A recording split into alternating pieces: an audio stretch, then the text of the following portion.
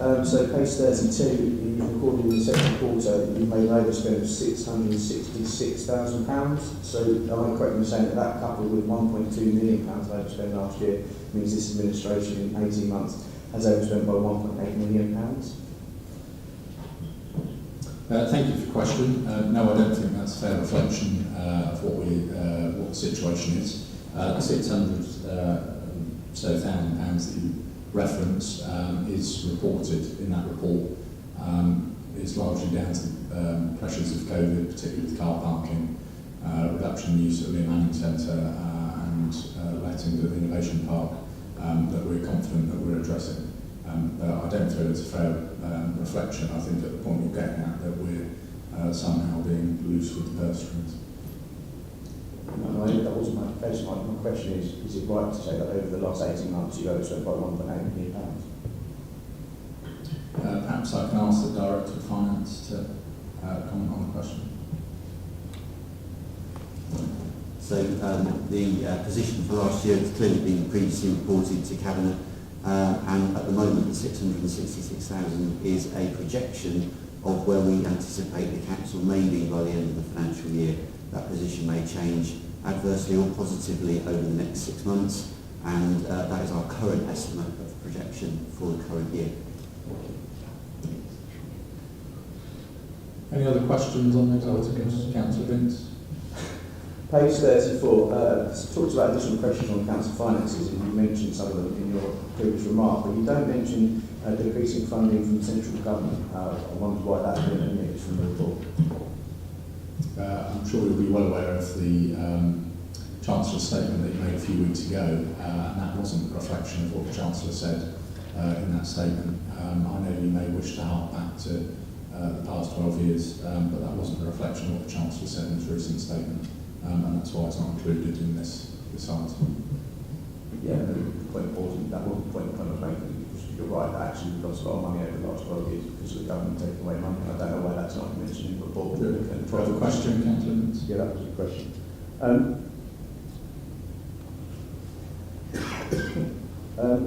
This is just as a sort of personal out of interest. Page 40 is obviously a mention of homelessness. I think we'll all agree that we're concerned about the increase of last week across Harlow.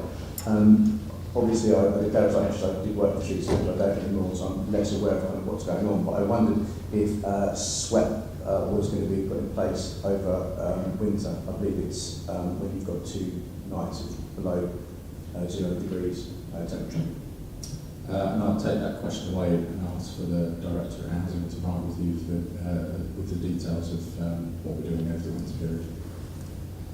Any other questions? Councillor Vince? Or Councillor Griggs, if you want to ask a question. Would you also agree, so this is from Councillor Griggs, do they acknowledge that the impact of finance on Harlow Council's finance, which has been affected by the mini budget of Klarteng, might be should be included in this report? I'm not aware that is referenced in the report, and as you'll be aware, you're supposed to focus on things that are referenced in the report, and no, I don't believe that's the case. So do we have any other questions on the reports? Surely I should be able to ask what isn't in the report and why it's not in the report. As I've said, I don't think that is a thing that needs to be included in this report. Page 54, one of my other favourite part there is staff sickness, absences and vacancies.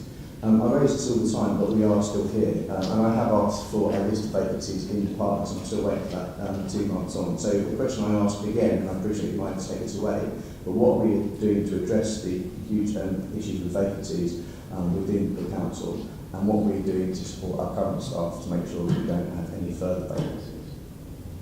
If I start at the end of your question about what we're doing for current staff, there's a number of things which I am aware the Leader of Council set out to in writing a few weeks back. In terms of your specific point of the number of vacancies in each area across the board, I understand the Director of Government's writing to you those details. And in terms of the wider question you're asking about vacancies generally, as you'll be aware, it is a difficult budget situation as it is for all local authorities in the country. We're focusing on service delivery, and I'm absolutely confident about the action we're taking on that. But I may ask the Interim Chief Executive to comment on that further. Thank you, Chair. We are facing a very difficult budget this year, and that's common to every local authority that I know of across the UK. We are, at a senior management level, we are monitoring every vacancy we currently have in the organisation. We are only actively filling current vacancies which are service essential. And we're doing that because we want to give ourselves the flexibility, depending on what the administration put forward in the budget, to allow us to avoid any potential risk of redundancies coming forward. So that allows us to look for people to have other opportunities without leaving the organisation. So it is about trying to be protective of our staff as we move into our budget. And if you look at other local authorities and what they've been saying, we are not in the same position as many who are already starting to say that there are lots of jobs at risk. We are trying to avoid that in any opportunity that we can. Any further questions, Councillor? I've got a few, because you've bundled things together, so I have got quite a lot. Thank you for both of the officers for their answers, but obviously you said that the overspend of 660k was a projection. But looking at this document, I've identified, and I might have done the numbers wrong, £448,000 identified as savings on staff costs, bear in mind what we just said. So does that mean if we are actually fill some of the staff in vacancies, although you're suggesting we're not going to fill all of them, does that mean it's likely that the overspend could be higher than 666,000? I would hope that that figure is not higher. As Director of Finance has already said, that's a projection. At this point in the year, we've still got 4 months of the year to run, and I would be expecting the council to look to its officers to try and reduce that gap as much as possible in the last 4 months of the year. If we're making savings on vacancies, that is because even if we were filling a post, the likelihood is that we will have a period of vacancy in that post, and that will give us a particular saving as we run forward. So you shouldn't read into that figure that either it's going to be worse or that we are trying to close posts down, because we're not at present. Thank you for that. On the point you made about obviously trying to close that gap, have you got any ideas other than what we just discussed in terms of staff vacancies on how you intend to close that budget gap? There's lots of different ways that every local authority uses to try and close budget gaps, and that is about managing how we spend money, managing how we procure goods and services, timetabling recruitment advertising, timetabling when we actually put procurement projects out. There's a number of things that we can do to try and ensure that we save money, and that's including how we use our premises. Yeah, we should do that. But on page 69, obviously, again going on reduced staff costs, and councillors, you mentioned about the importance of service delivery. But how much of the issues are due to the number of vacancies, and what is the ongoing effect on service delivery attributed to these vacancies? And for example, I've used page 77 altogether for you quickly. Page 77, increasing wait times at Harlow, for example, which is another bugbear of mine. If I ask Councillor Gunn to comment on Contact Harlow. Happily. So the question is what impact vacancies are having on performance. I think we discussed this last discussion. As things stand right now, I believe all the vacancies at Contact Harlow are filled. They certainly were the last time I received an update, which was recently. There have been some challenges in that service area, but those are currently resolved. There was lead time training people up, of course, so I think there's a continuing impact which is reflected perhaps in other parts of the JFPR this time around. but I'm satisfied in that particular area we are where we need to be. There are vacancies in other areas, of course, which isn't always helpful, I suppose.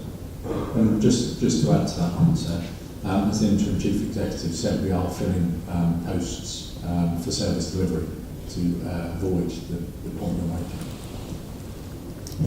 So two questions in response to that. I mean, first of all, good news in terms of filling in those vacancies in contact Harlow, but we still know that the waiting times in contact Harlow are too high. So I just wondered if the portfolio could give you reassurances that actually that will improve. I understand what you're saying about leading times of training, but just be interested in your thoughts on that.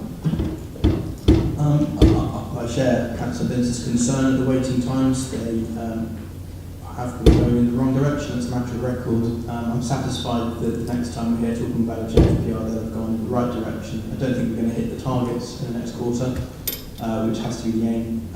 But I'm satisfied based on what I'm aware of from this quarter that the performance will be improved, and that is in large part, I believe, down to vacancies being filled and the new recruits being trained up. And it should be said, the quality of the existing staff in contact Harlow. Echo the points about staff. You said that you were focusing your recruitment on frontline delivery staff and officers. So are there any roles that you are actively not looking to replace or fill that aren't considered as vital?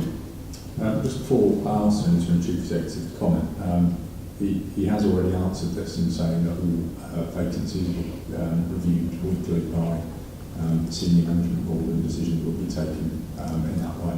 But if there's anything further you wish to add.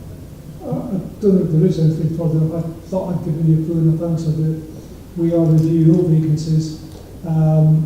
We are filling service essential vacancies and holding other vacancies, and we're holding those vacancies deliberately to try and protect our staff against any adverse impact when we get to budget, depending on the nature of the budget savings we've got to find when we announce them in January.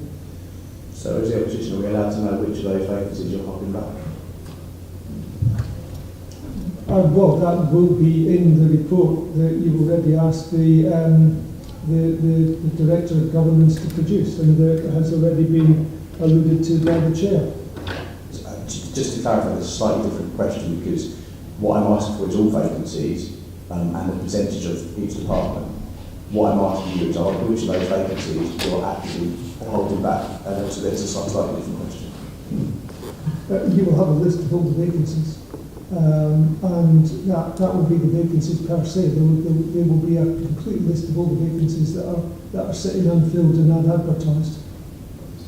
But you're not telling me which ones you're not seeking to fill. That's what I'm asking. But there's two types of vacancies here. There's vacancies that you'll want to fill because they're frontline delivery, and there's ones that you don't consider frontline delivery. It would be useful to know which one of those are. Any vacancy that is standing empty is one that we're not treating as a frontline vacancy at present in terms of being service essential.